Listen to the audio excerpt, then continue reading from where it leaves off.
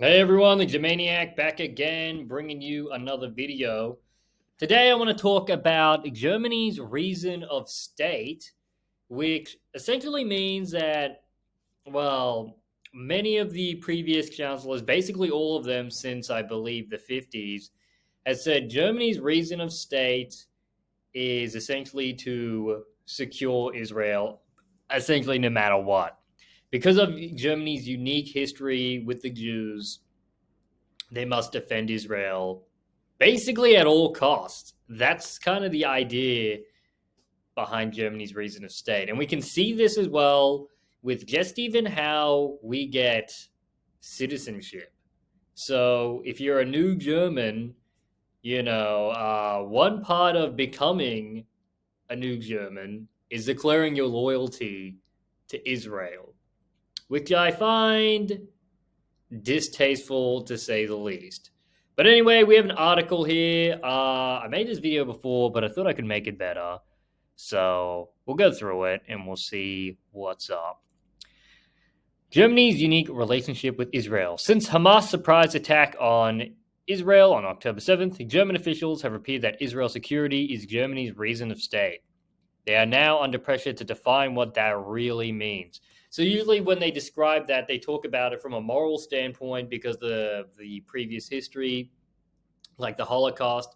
But what we're finding now is that Germany's obsession with, well, keeping the Israelis and Jews happy is that now we are silencing opposing voices, saying the situation in the Middle East, isn't so clear cut.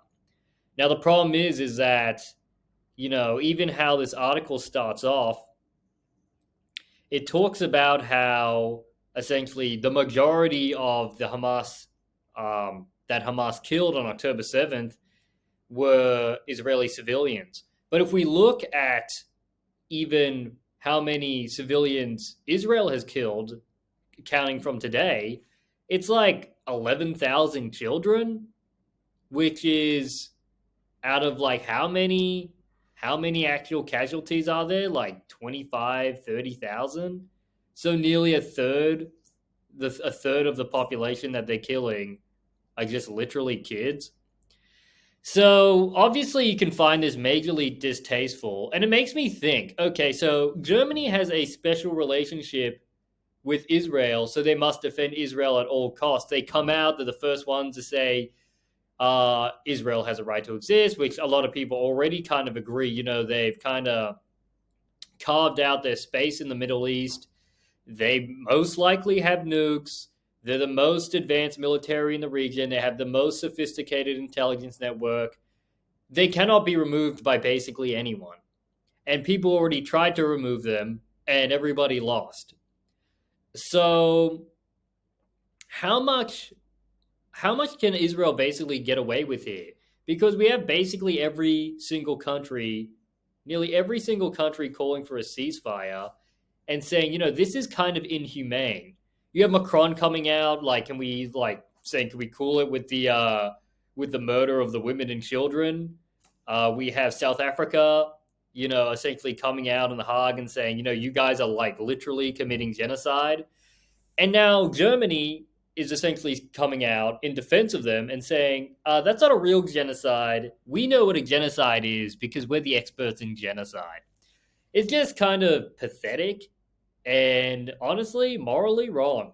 So, you can believe that Israel has a right to exist while also simultaneously believing that, they're kind of completely annihilating the entirety of Gaza. Where are these people going to go? Where are they going to live? And now you have, I believe, with Netanyahu, I still need to watch the clip, but from what I've heard, now he's come out and he's saying basically river to the sea. In basically, he's not explicitly saying it, but that's kind of what he's saying. He's saying river to the sea, which is a banned, if you don't know, it's a banned phrase on Twitter or X. It's a banned phrase on X because there was genocidal undertones to it. That's what they were saying.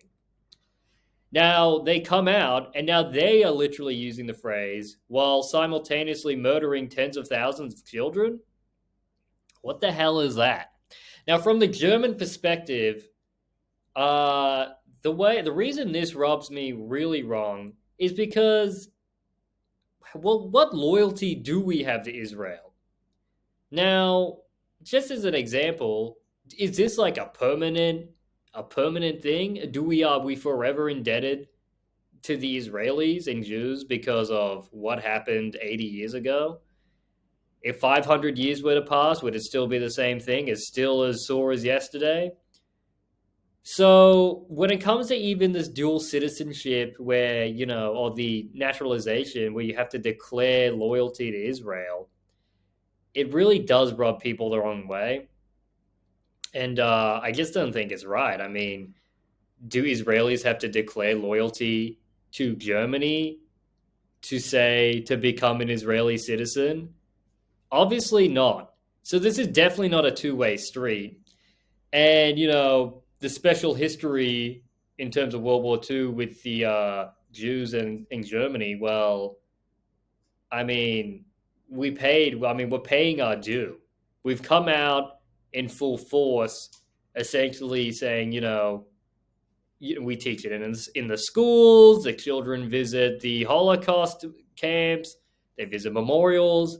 What more could we basically do? So I just find it very distasteful that Germany is basically their take on this is just not very sophisticated.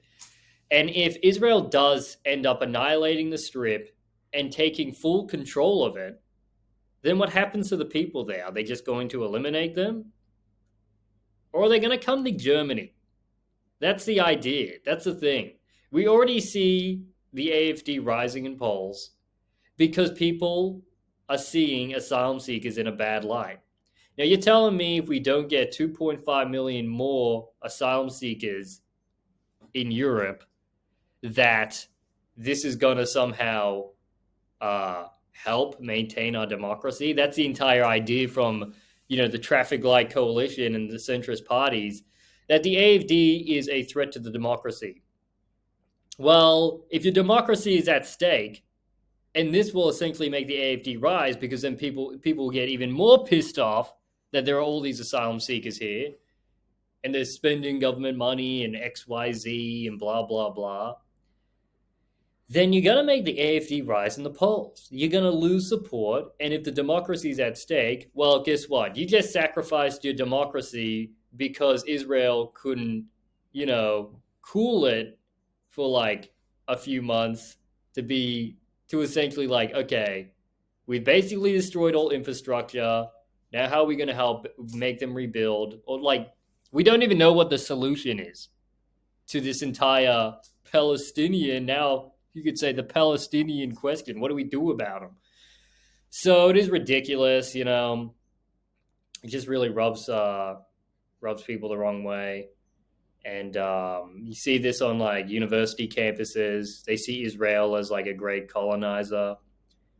And what is going to happen to the Gazans within the Strip? Because if you think about it in larger terms, I mean, if I was a Gazan, I would have an axe to grind with Jews after my family has been blown up, whether they were Hamas or not. The majority of people killed are not Hamas.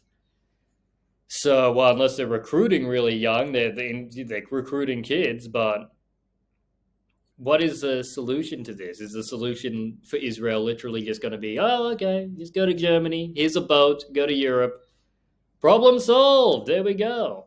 So it's just disgusting. I hate it.